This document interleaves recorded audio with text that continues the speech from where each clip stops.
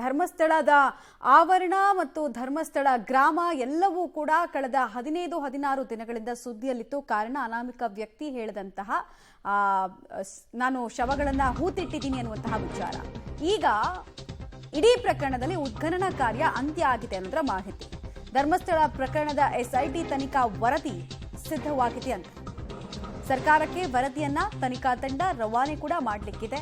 Day to day informations ಅನ್ನ ತನಿಖಾ ತಂಡ ಈಗಾಗಲೇ ಸರ್ಕಾರಕ್ಕೆ ಮೌಖಿಕವಾಗಿ ಕೊಡ್ತಾ ಇತ್ತು. ಈಗ ಏನಿದ್ರು ಕೂಡ ಅಧಿಕೃತವಾಗಿ ಫೈಲ್ ಅನ್ನ ರೆಡಿ ಮಾಡೋದ್ರ ಮೂಲಕ ಒಂದು ಇಂಟರೀಮ್ ರಿಪೋರ್ಟ್ ಅನ್ನ ಕೊಡ್ಲಿಕ್ಕಿದೆ. ಅಂದ್ರೆ ಇಲ್ಲಿ ತನಕ ತನಿಖೆಯಲ್ಲಿ ಆಗಿದ್ದೇನು, ಸಿಕ್ಕಿದ್ದೇನು, ಸಿಕ್ಕಿದ್ರೆ ಸಿಗದೇ ಇದ್ದಿದ್ದೇನು, ಯಾವ್ಯಾವ ಪಾಯಿಂಟ್ ಅಲ್ಲಿ ಎಷ್ಟೆಷ್ಟು ಅಡಿ ಆಳಕ್ಕೆ ಹೋಗ್ಲಾಯ್ತು, ಮತ್ತು ಈ ಅನಾಮಿಕ ವ್ಯಕ್ತಿಯನ್ನ ಇಂಟ್ರಾಗೇಷನ್ ಮಾಡಿದಾಗ ಆತ ಯಾರ್ದಾದ್ರೂ ಹೆಸರುಗಳನ್ನ ಬಾಯ್ಬಿಟ್ಟಿದ್ದಾನ, ಆ ಹೆಸರುಗಳು ಯಾರಿಗೆ ಸಂಬಂಧಪಟ್ಟಿದ್ದು, ಕೇವಲ ಆರೋಪಕ್ಕೆ ಮಾತ್ರ ಸೀಮಿತವಾಯ್ತಾ ಇಡೀ ತನಿಖೆ, ಎಲ್ಲವನ್ನ ಕೂಡ SIT ಅಧಿಕಾರಿಗಳು ಇಂಟರೀಮ್ ರಿಪೋರ್ಟ್ನಲ್ಲಿ ಹೇಳ್ತಾರೆ.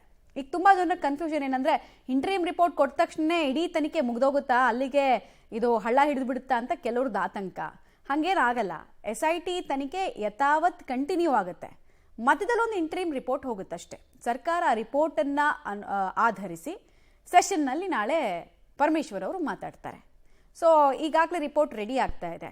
ಇಲ್ಲಿ ತನಕ SIT ಮೂಲಗಳಿಂದ ಸಿಗ್ತಾ ಇರುವಂತಹ ಮಾಹಿತಿ, ಉತ್ಖನನ ಕಾರ್ಯದಲ್ಲಿ ಏನೂ ಸಿಕ್ಕಿಲ್ಲ. ಉತ್ಖನನ ಕಾರ್ಯದಲ್ಲಿ ತನಿಖೆಗೆ ಹೊಸ ದಿಕ್ಕು ಸಿಗುವಂತಹ ಅಂಶಗಳು ಲಭ್ಯ ಆಗಿಲ್ಲ. ಅನಾಮಿಕ ವ್ಯಕ್ತಿಯ ಹಿನ್ನೆಲೆ, ಆತನ ಸಂಪರ್ಕ, ನೆಟ್ವರ್ಕ್ ಎಲ್ಲದರ ಬಗ್ಗೆ ಕೂಡ ಚರ್ಚೆ ಆಗ್ತಾ ಇದೆ. ಡೀಟೇಲ್ಸ್ ಕೊಡ್ತಾರೆ ದೀಪಕ್ ಜೈನ್ ನೇರ ಸಂಪರ್ಕದಲ್ಲಿ ಜಾಯ್ನ್ ಆಗ್ತಿದ್ದಾರೆ. ದೀಪಕ್ ಜೈನ್, ಈಗ ಇಂಟರೀಮ್ ರಿಪೋರ್ಟ್ ನಲ್ಲಿ ಏನೆಲ್ಲ ಅಂಶಗಳನ್ನ ಉಲ್ಲೇಖ ಮಾಡಲಾಗುತ್ತೆ ಅಂತ, ಇಲ್ಲಿ ತನಕ ಅಂತ ಕುತೂಹಲಕಾರಿ ವಿಚಾರಧಾರೆಗಳು ಏನ್ ನಡೆದಿಲ್ಲ ಇಡೀ ಉತ್ಖನನ ಕಾರ್ಯದಲ್ಲಿ. ಸೊ ಯಾವ ರೀತಿ ಹಾಗಾದ್ರೆ ಇಂಟರೀಮ್ ರಿಪೋರ್ಟ್ ನಲ್ಲಿ ಆ ಕೀ ಪಾಯಿಂಟ್ಸ್ ಅನ್ನ ಹೇಳ್ತಾರೆ, ಹೇಳಬಹುದು SIT ಅಧಿಕಾರಿಗಳು ಅಂತ? ಪ್ರಮುಖವಾಗಿ 1 ತಿಂಗಳ ಹಿಂದೆ ಈ ಮುಸುಕುಧಾರಿ ವ್ಯಕ್ತಿ ಕೋರ್ಟ್ ಮುಂದೆ ಬಂದು ಹೇಳಿಕೆಯನ್ನು ಕೊಟ್ಟಿರುವಂತದ್ದು. ಆ ನಂತರ ನಡೆದಂತಹ ಬೆಳವಣಿಗೆಗಳು SIT ಅದನ್ನೊಂದು ತನಿಖೆಯಾಗಿ ತೆಗೆದುಕೊಂಡಂತದ್ದು ಪ್ರಮುಖವಾಗಿ ಇರಬಹುದು. ಆದರೆ 17 ಪಾಯಿಂಟ್ಗಳಲ್ಲಿ ಸಮಾಧಿ ಶೋಧವನ್ನ ಮಾಡಿದ ನಂತರ ಕೂಡ ಬಂದಿರುವಂತಹ ರಿಸಲ್ಟ್ ಏನು ಅನ್ನುವಂಥದ್ದು ಈಗ ಕುತೂಹಲಕ್ಕೆ ಕಾರಣ ಆಗಿದೆ. ಅಧಿಕೃತವಾಗಿ SIT ಇವತ್ತಿನವರೆಗೆ ಕಳೆದ 3 ವಾರಗಳಿಂದ ಈ ಬಗ್ಗೆ ತನಿಖೆಯನ್ನು ನಡೆಸಿದ್ರು ಕೂಡ ಒಂದೇ ಒಂದು ಪ್ರೆಸ್ ನೋಟ್ ಅನ್ನ ರಿಲೀಸ್ ಕೂಡ ಮಾಡಿಲ್ಲ ಅನ್ನುವಂಥದ್ದು. ಹಾಗಾಗಿ SITಯ ಅಧಿಕೃತ ಹೇಳಿಕೆ ಏನಿರ್ತದೆ ಅನ್ನೋದನ್ನ ಸರ್ಕಾರದ ಬಾಯಿಯಲ್ಲಿ ಅಥವಾ ಗೃಹ ಸಚಿವರ ಬಾಯಿಯಲ್ಲಿ ಅದನ್ನ ಸದನದಲ್ಲಿ ಕೇಳಲಿಕ್ಕೆ ಎಲ್ಲರೂ ಕೂಡ ನಿರೀಕ್ಷೆಯಲ್ಲಿರುವಂಥದ್ದು. ಪ್ರಮುಖವಾಗಿ 6ನೇ ಪಾಯಿಂಟ್ ಮತ್ತು 14ನೇ ಪಾಯಿಂಟ್ ಈಗೇನು ಕುತೂಹಲದ ಕೇಂದ್ರ ಬಿಂದುಗಳಾಗಿರುವಂಥದ್ದು. 6ನೇ ಪಾಯಿಂಟ್ ನಲ್ಲಿ ನಮಗೆ ಲಭ್ಯವಾಗಿರುವ ಮಾಹಿತಿಯ ಪ್ರಕಾರ 40 ರಿಂದ 50 ವರ್ಷದ ಹಿಂದಿನ ಮೃತದೇಹದ ಬುರುಡೆ ಮತ್ತು ಮೂಳೆಗಳು ಸಿಕ್ಕಿದೆ ಅನ್ನುವಂಥದ್ದು. ಇದನ್ನ ವೈಜ್ಞಾನಿಕ ಪರೀಕ್ಷೆಗೆ ಒಳಪಡಿಸಿ ಏನಾದರೂ ಈ ಪ್ರಶ್ನೆಗೆ ಉತ್ತರ ಕೊಡ್ತಾರಾ, ಪಾಯಿಂಟ್ ನಂಬರ್ 6 ಅನ್ನುವಂಥದ್ದು. ಆ ನಂತರ 14ನೇ ಪಾಯಿಂಟ್ ನಲ್ಲಿ ಗುಡ್ಡದ ಮೇಲ್ಭಾಗದಲ್ಲಿ ಒಬ್ಬ ವ್ಯಕ್ತಿಯ UDRಗೆ ಸಂಬಂಧಪಟ್ಟ ಹಾಗೆ ಮೃತದೇಹದ ಕಳೆಬರಗಳು ಸಿಕ್ಕಿದೆ.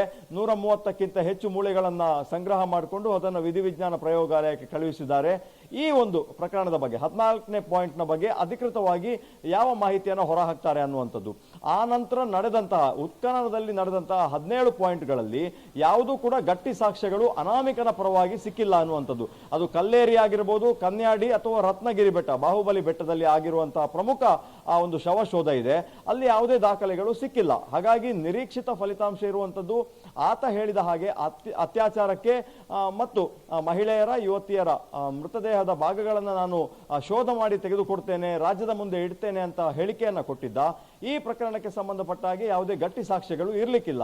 ಈಗ ಕುತೂಹಲ ಇರುವಂತದ್ದು ಈ ಗೃಹ ಸಚಿವರ ಹೇಳಿಕೆ ಮತ್ತು ಆ 2 ಪಾಯಿಂಟ್ಗಳ ಬಗ್ಗೆ ಸರ್ಕಾರ ಏನ್ ಮಾಡ್ತದೆ ಮತ್ತು ಮುಂದಿನ ತನಿಖೆಯ ನಡೆ ಹೇಗೆ ಅನ್ನುವಂಥದ್ದು. ಉತ್ಖನನವನ್ನ ಮಾಡ್ತಾರೆ, ಮಾಡೋದಿಲ್ಲ ಅನ್ನುವಂಥ ಚರ್ಚೆಗಳು ಇದೆ.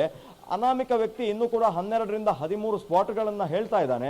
ಪ್ರಮುಖವಾಗಿ ಪೊಲೀಸ್ ಸ್ಟೇಷನ್ ನ ವ್ಯಾಪ್ತಿ, KSRTC ಬಸ್ ನಿಲ್ದಾಣದ ವ್ಯಾಪ್ತಿ, ಮತ್ತೆ ನಾನು ರತ್ನಗಿರಿ ಅಂದ್ರೆ ಬಾಹುಬಲಿ ಬೆಟ್ಟದ ಆಸುಪಾಸಿನಲ್ಲಿ ತಪ್ಪಲಿನಲ್ಲಿ ಜಾಗಗಳನ್ನು ತೋರಿಸ್ತೇನೆ ಅನ್ನುವಂಥದ್ದನ್ನ ಹೇಳ್ತಾ ಬರ್ತಾ ಇದ್ದಾನೆ. ಹಾಗಾಗಿ ಆತ ಹೇಳಿದಂತೆ ಎಲ್ಲವನ್ನ ಉತ್ಖನನ ಮಾಡಿಸುತ್ತೋ ಅಥವಾ ಉತ್ಖನನದಲ್ಲಿ ಸಿಕ್ಕಿರುವಂತಹ ರಿಸಲ್ಟ್ ಏನು, ಆಗ್ತಾ ಇರುವಂತಹ ಪರಿಣಾಮ ಏನು, ಸರ್ಕಾರ ಎದುರಿಸ್ತಾ ಇರುವ ಸವಾಲು, ಈ ಎಲ್ಲಾ ಪ್ರಶ್ನೆಗಳಿಗೆ ಗೃಹ ಸಚಿವರು ನಾಳೆ ಉತ್ತರ ಕೊಡುವ ನಿರೀಕ್ಷೆ ಕಂಡು ಬರ್ತಾ ಇದೆ. ಮಮತಾ, ರೈಟ್. ಹಾಗೆ ಸಂಪರ್ಕದಲ್ಲಿ ಇರಿ ದೀಪಕ್, ಮತ್ತಷ್ಟು ಮಾಹಿತಿ ನೋಡ್ತಾ ಹೋಗೋಣ.